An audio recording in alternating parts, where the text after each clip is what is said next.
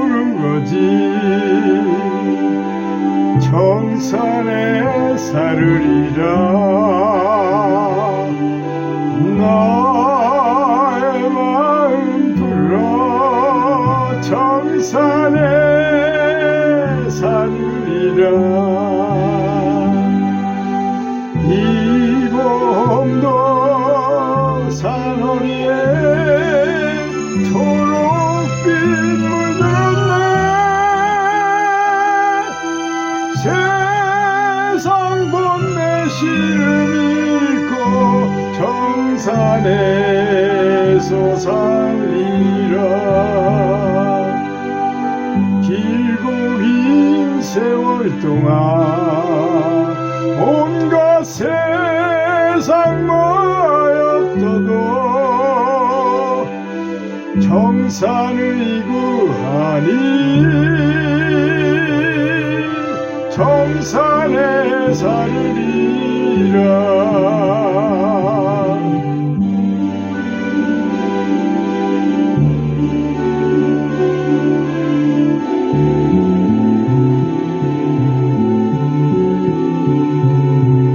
난 숲으로 거지. 정산에 살으리라.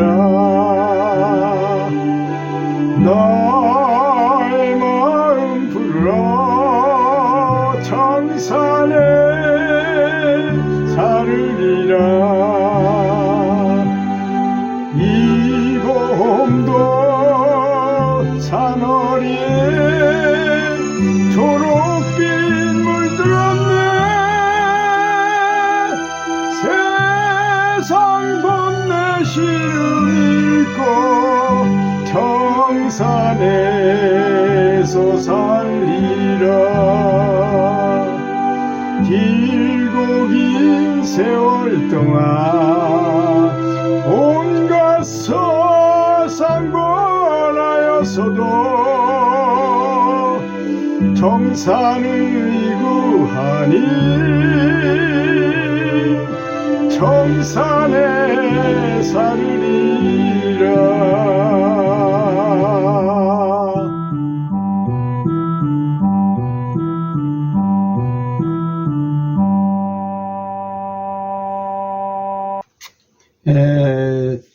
치보살이라는 분이 5살 때 우연히 이제 계단이 좀 높은 2층에서 살았었는데요. 거기서 굴러 떨어졌어요. 그래서 심한 골절살이 아주 뼈가 부서지는 그런 골절상을 입었었는데요. 근데 그 신기하게도 이곳저곳 대학병원이란 병원에, 좋다는 병원에 다 다니면서 검사를 해봐도 이게 극심한 골다공증이라는 거예요. 애들한테 어떻게 골다공증이 있었는지 참 신기한 거죠. 그런 진단이 나왔고 그때부터 휠체어 신세를 지게 됐는데요. 그러니까 소녀가, 조그만 어린애가 그때부터 이게 걷지도 못하고 제대로 앉는 것도 휠체어 신세를 지지 않으면 뭐 화장실 가는 것도 물론 부모님이 해줘야 되고, 이러니 참 소녀의 많은 꿈과 아울러서 삶의 빛이 점점 더 이루어져 갔죠. 이제 서지도 걷지도 못했으니 본인은 물론이고 부모의 심장은 찢어지는 듯 아팠을 것입니다. 그렇지 않겠습니까? 휠체어에 의지해서 외롭게 지내야 했던 지난 5년 동안 친구들이 즐겁게 학교 가는 걸 볼 때면 참 부러움에 눈물을 뚝뚝 흘리고 그랬겠죠. 갈수록 삶에 대한 의지와 자신감을 잊을 수밖에 없잖아요. 그렇게 우울과 시리에 찬 나날을 보낼 때 한 나이 든 할머니가 그 집에 놀러 왔다가 그 애를 보고 한번, 얘, 너 한번 엄마랑 같이 연부를 한번 열심히 해봐라. 부처님은 이 경전에 보니까 부서진 뼈도 고칠 수 있고 안질뱅이도 일어서서 걸을 수 있게 할 수 있다는 관세음보살님의 그런 가피가 있다고 하는데, 한번 지금같이 어려운 때 한번 해보면 어떻겠니 하고 이제 자세히 이제 엄마하고 같이 앉혀놓고 동네 사람도 있는 데서 설명을 했어요. 근데 그 할머니가 얼마나 참 간절하고 참 진실하게 말씀을 하셨는지 감동을 받았어요. 그래서 슬픔 속에 있던 그 아이와 엄마가 부처님의 큰 자비심을 이제 그 얘기를 듣고 큰 자비심이 있으시다니까 한번 해보자. 그래서 이제 그 말을 듣고 감동을 받아가지고 연부를 시작했어요.